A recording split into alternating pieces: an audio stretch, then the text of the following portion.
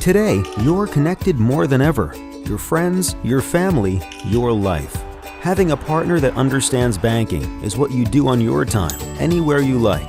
It's about being connected. Renaissance Bank, understanding you.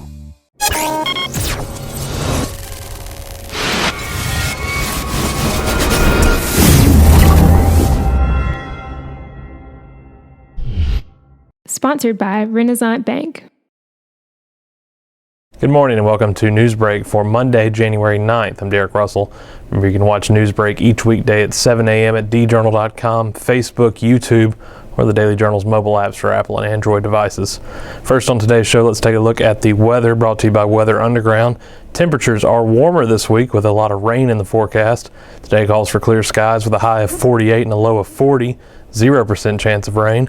Your 3-day outlook for Tuesday, high of 60 and a low of 57 with a 50% chance of rain. Wednesday, high of 69 and a low of 61 with a 50% chance of rain.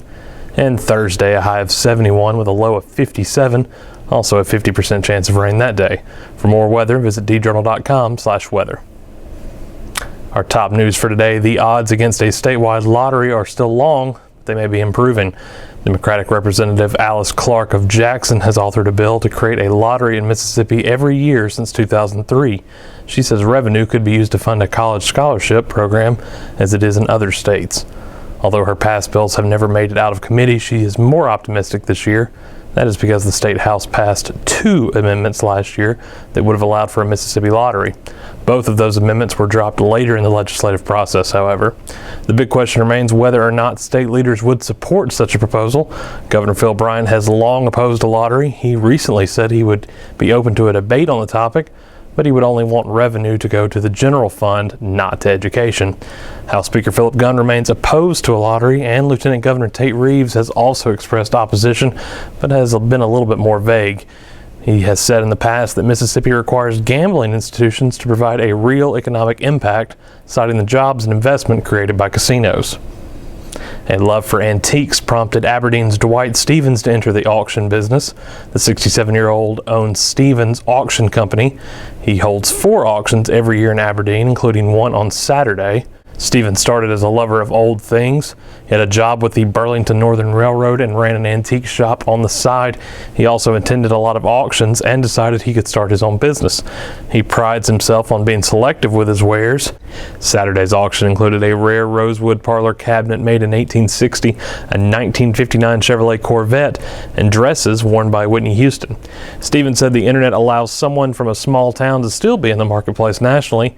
His next auction is scheduled for March at Tommy's Antiques in Oxford. You can check for updates at stevensauction.com. The music that flowed from Shake Rag has influenced many. Now the community is being celebrated by a historic marker from the Tupelo Convention and Visitors Bureau. The marker was unveiled Friday and placed at the southwest corner of the Bancorp South Arena. It is the 13th marker on CVB's Heritage Trails Enrichment Program in the city.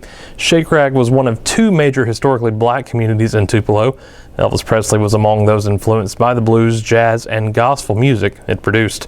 Shake Rag was located east of the GM&O Railroad and north of the current Tupelo Convention and Visitors Bureau. It was leveled in 1962 as a part of an urban renewal project.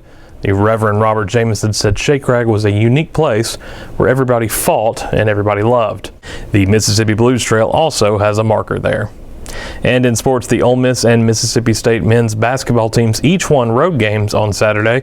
It marked the first Southeastern Conference win for both the Rebels and the Bulldogs. Ole Miss defeated Auburn 88-85 to improve its record to 10 wins and 5 losses and 1-2 in conference play. Rasheed Brooks hit a 3-pointer with 39 seconds left to break a tie game, and the Rebels got a defensive stop at the end. It is Ole Miss's 9th straight win against Auburn. The Rebels host Georgia on Wednesday. And Mississippi State defeated LSU 95-78 to improve to 10 wins and 4 loses. The Bulldogs are 1-1 in the SEC. MSU coach Ben Howland switched his starting lineup around prior to the game to give the team more size, and it paid off. It was the most points MSU has scored on the road in conference play in 54 years. The Bulldogs play at Arkansas on Tuesday. That's it for this news break on Monday. Don't forget that this show is just one of the many online offerings that gets you news off the page and on the go, courtesy of the Daily Journal. We also have the Memo podcast, which delves deeper into the local news of Northeast Mississippi with analysis and commentary. You can listen at memo.djournal.com or wherever podcasts can be downloaded. Each story discussed today on Newsbreak can be found in your Daily Journal or online at djournal.com, where you can find a new episode of Newsbreak each weekday at 7 a.m. Thanks for joining us on this Monday. I'm Derek Russell.